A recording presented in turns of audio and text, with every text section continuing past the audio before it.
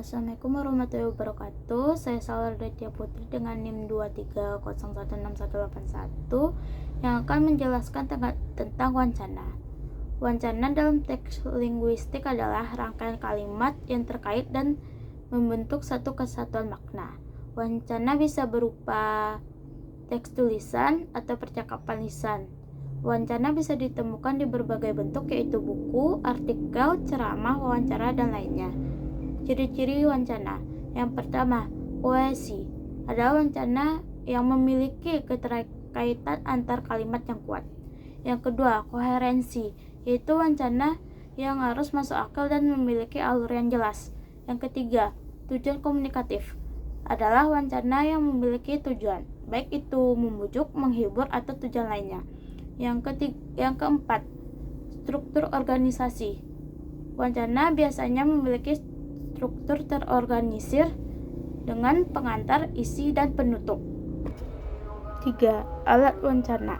1. Konjungsi. Konjungsi dalam wancana berfungsi sebagai jembatan yang menghubungkan antar kalimat atau klausa, membentuk, menciptakan kohesi dan alur yang lancar dalam teks.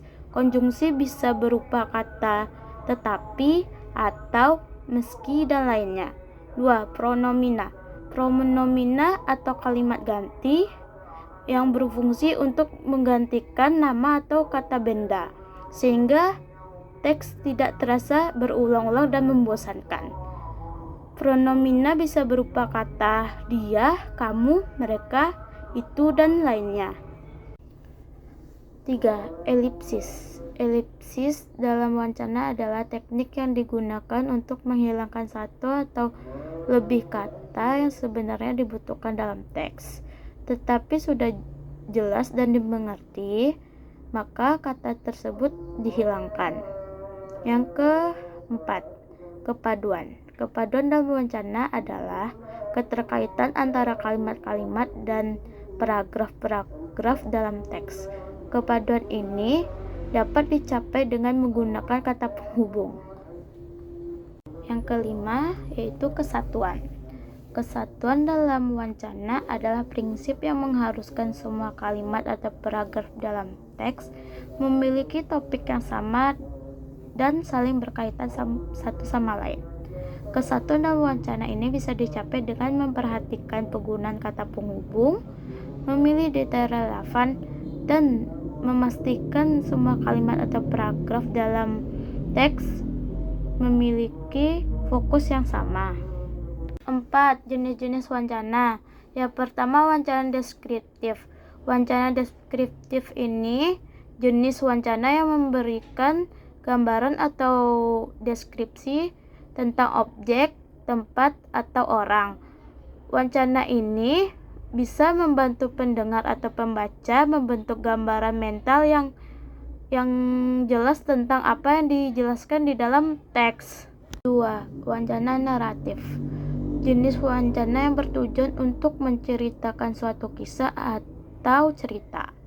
Wancana ini memiliki struktur yang jelas, yaitu pengenalan, peristiwa atau plot, klimaks, resolusi, dan penutup. Wancana ini bisa membantu pendengar atau pembacanya untuk memahami konflik, karakter, dan tema yang terdapat dalam teks. 3. Wancana argumentatif. Jenis wancana yang bertujuan untuk menyampaikan pendapat atau argumen tentang suatu topik tertentu dan meyakinkan pembaca atau pendengar untuk mempercayai atau setidaknya untuk mempertimbangkan pandangan tersebut. 4. Wancana ekspositoris. Jenis wancana bertujuan untuk menyampaikan informasi atau pengetahuan tentang suatu topik tertentu secara objektif dan faktual. Dalam wancana ini, penulis atau pembicara tidak menggunakan argumen atau pendapat pribadi, melainkan menyajikan fakta dan informasi yang relevan tentang topik yang dibahas. 5. Analisis wancana. Yang pertama, realitas adalah pandangan atau pendapat yang ingin disampaikan oleh penulis atau pembicara melalui teknik persuasif yang digunakan dalam wacana tersebut. Realitas ini mungkin berbeda dengan pandangan atau pendapat yang sebenarnya atau objektif, tergantung pada sudut pandang dan tujuan yang ingin disampaikan oleh penulis atau pembicara. 2. Media berkomunikasi. Media berkomunikasi dalam wacana retorik dapat berupa berbagai jenis media seperti tulisan, pidato, presentasi, atau media sosial. Jenis media yang dipilih tergantung pada tujuan dan audiens yang akan dicapai oleh pembicara atau penulis. 3. Konteks wacana. Konteks wacana adalah situasi atau kondisi yang melingkupi suatu wacana atau pembicaraan. Konteks wacana dapat mencakup berbagai faktor seperti tempat, tujuan, audiens, dan topik yang dibicarakan. 4. Latar. Latar dalam analisis wacana merujuk pada konteks atau situasi di mana wacana itu terjadi. Latar ini sangat penting karena dapat mempengaruhi bagaimana wacana dipahami dan diinterpretasikan. 5. Peserta. Dalam analisis wacana, peserta merujuk pada individu atau kelompok yang terlibat dalam produksi dan penerimaan wacana. Peserta bisa berupa penulis, pembicara, pembaca, dan pendengar. Peran dan hubungan antar peserta dan wacana sangatlah penting dalam memahami makna dan tujuan wacana. 6. Hasil dalam analisis wacana dapat bervariasi tergantung pada tujuan dan metode analisis tersebut. 7. Amanat. Amanat dalam analisis wacana merujuk pada pesan utama atau tujuan yang ingin disampaikan oleh pembuat wacana.